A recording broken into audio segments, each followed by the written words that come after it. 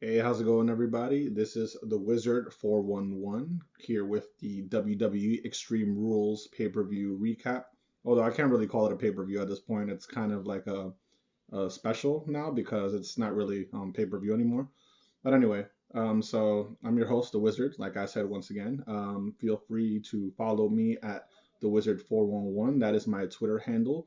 You can also catch my Instagram, which is also the Wizard 411, and just feel free to subscribe, share, like all that good stuff if you felt that this video was of to your liking.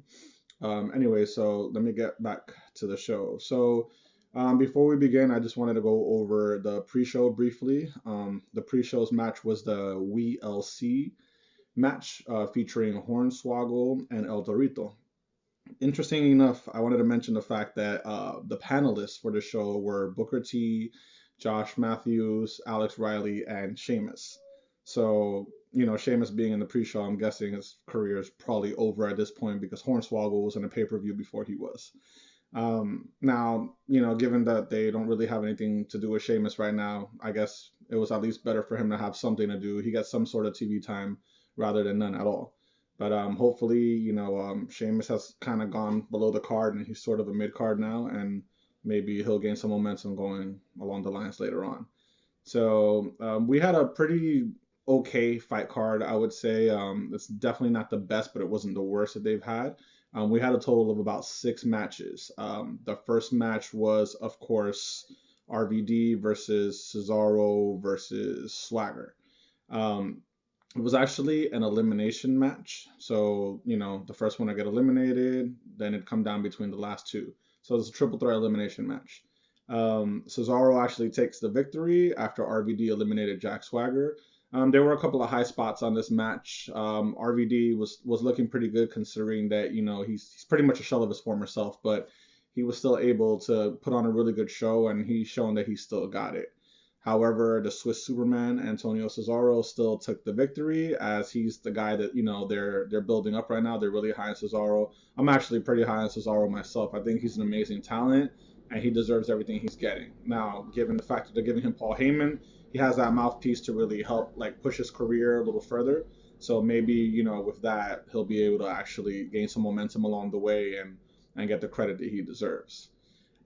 So like I said, he pretty much took that victory. Our second match here was Alexander Rusev versus R-Truth and Xavier Woods.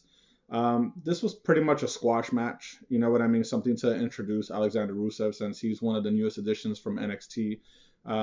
He's been rivaling with these two for quite some time now, and I'm guessing they wanted to finish it off. However, I do kind of feel bad for Xavier Woods because they didn't really give him any chance to shine at all. He kind of just he got squashed in the very beginning of the match, and then the whole match was pretty much R-Truth versus Rusev. Lana came out and cut a short promo introducing the president of Russia, and then after that, introducing Rusev.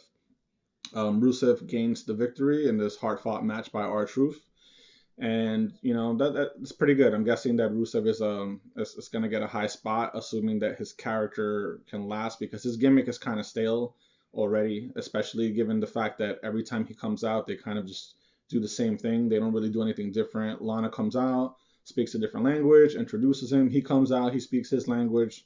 That's it. It's done. It's not really something of that I'd like to see every week because they kind of keep doing the same thing. But like I said, let's see what they actually end up doing with them. So Rusev takes that victory as we all knew it would happen. After that, Evolution cuts a short promo in the backstage with Renee Young. Had an awkward segment where it looks like Dave Batista was sniffing her hair. I'm not quite sure if he was actually doing it. Maybe that was just my imagination coming up with that because of the history that he has with the WWE divas. Even though Renee Young isn't actually a diva, she is actually quite an important person in the roster, in my opinion.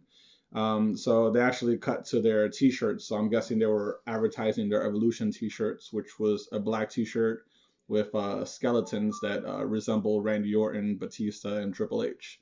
They cut a promo stating that the Shield isn't going to win, yada yada yada. Then the match actually begins.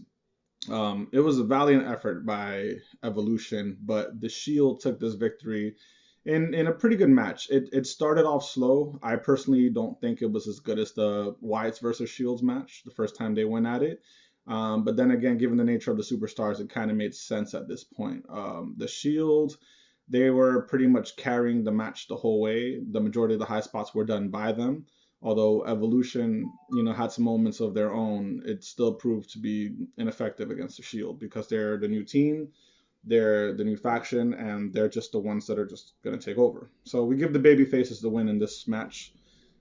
Shield takes the victory. Seth Rollins looks like he kind of hurt his hand towards the end. He was like nursing it, and he takes a lot of risk. I really hope he doesn't like cut his career short because it ends up happening sometimes, and it's unfortunate. You know what I mean? Either you're suffering concussions, which was like the thing a couple of months back, or you're just taking like unnecessary moves, unnecessary risks. And I get it, that's the nature of the game. But Rollins, please be careful. You're an amazing athlete, and we don't want you to have your career cut short. Um, Actually, Roman Reigns gets the victory on Batista. He gets the pin via spear after his Superman punch, and we give the win to the Shield. Moving on. After that, they cut a promo on John Cena and Bray Wyatt. Pretty much everything that led to the events of this match happening, with the choir and the children coming out in the sheep mask, which was actually one of the better promos that I think I've seen in years. Bray Wyatt, he's an amazing talent. He's just so good on the mic, and he's improved in the ring as well. Luke Harper is by far the best worker of that team, and Eric Rowan still has a lot of growing to do, but he has a good look. He fits the role that he's playing, so hopefully with that said, they'll give him something to do later on. So John Cena and Bray Wyatt had a steel cage match. There was a lot of back and forth action, a lot, and I mean a lot of interference. Now, I knew Bray Wyatt was going to win the match, but I don't think they should have made it to the point where Cena looks like he was going to win several times. Cena could have easily won that match like 10 times over. It ruins the credibility of your wrestlers. If you're trying to bring up a new guy, a new heel, especially since Bray Wyatt is easily like the strongest heel you guys have right now, you can't like stop making your heels look so weak to Cena. I know Cena's a good wrestler. Well, he's a decent wrestler, but he's your top guy. You know what I mean? And I know that sometimes you want your baby face to be put over the heel, but at the end of the day, Bray Wyatt, he's up there and he's gonna be something major. So let's do ourselves a favor and give him a clean win. Is it so hard? Is it unbelievable to give him a clean win? Anyway, Bray Wyatt won via distraction from the whole Wyatt family and a child talking in a creepy voice singing "He's Got the Whole World in His Hands." Cena looked perplexed at what was going on. Bray Wyatt hits him with the Sister Abigail, gains the victory. He gets out of the cage. He hugs the child and stares at him in a very creepy, eerie way. They walk away with the child, and that was the end of that. Cena loses to Wyatt, so it's even Steven booking at this point. So we're gonna probably see a trilogy between those two superstars. Um, After that, the match after that was Paige versus Tamina Snuka. It was actually a pretty decent Divas match. Even though the streaming from the WWE Network was kind of iffy, a good chunk of the pay-per-view, it was still a good match between these two ladies. Paige, the 21-year-old that came from NXT, she's pretty much like running down like all the divas. Like she's destroying every diva in her path.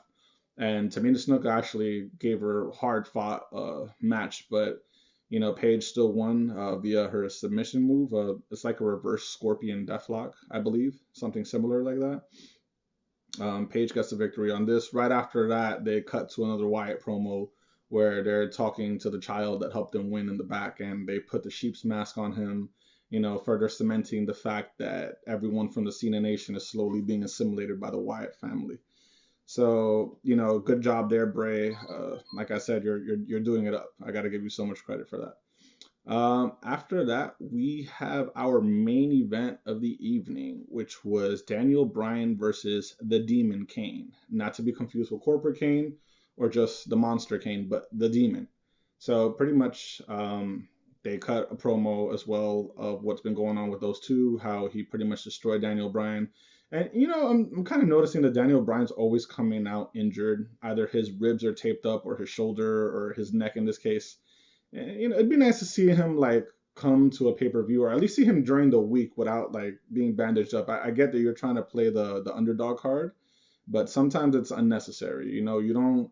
He's your top babyface champion right now. You don't have to make him look so weak all the time. You can have him going into a match looking strong occasionally, even though like realistically, I know fighting somebody like Kane, Daniel Bryan being a short guy, it's kind of, I get it, but stop making him look so weak. They had a back and forth match. There was actually a lot going on, even though the match felt like it was in slow motion. You had a couple of high spots. You had a Kane throw Daniel Bryan on the car. You had him like launch like a two via missile to the car, and it got like stuck in the glass, which was kind of cool. Daniel Bryan beats him up, puts him on a pallet, gets him on the forklift, and drives him out to the ring. Daniel Bryan then proceeds to do flying headbutt off the top, which was probably the highest spot of the pay-per-view outside of Seth Rollins in the back when they were fighting Evolution around the audience.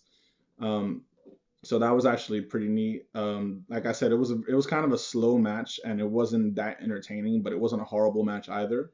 Kane does a really good job of keeping himself relevant in the wrestling industry, and the fact that he's had that longevity and can still have high-profile matches is pretty amazing. Guy's also in pretty good shape still as well. Anyway, Daniel Bryan wins the match after putting Kane through a fiery table.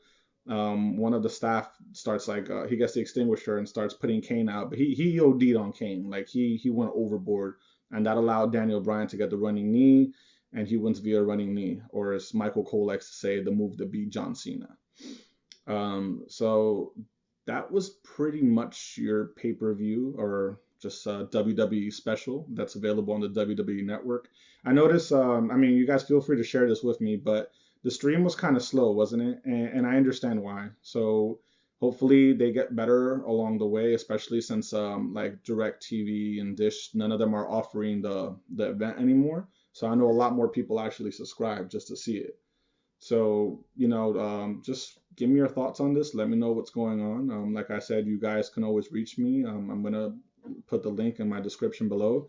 I am the Wizard 411. I hope you guys enjoyed this recap for whoever didn't get to see it. And with that said, if you didn't know before, now you do. Have a good night, everyone. Peace.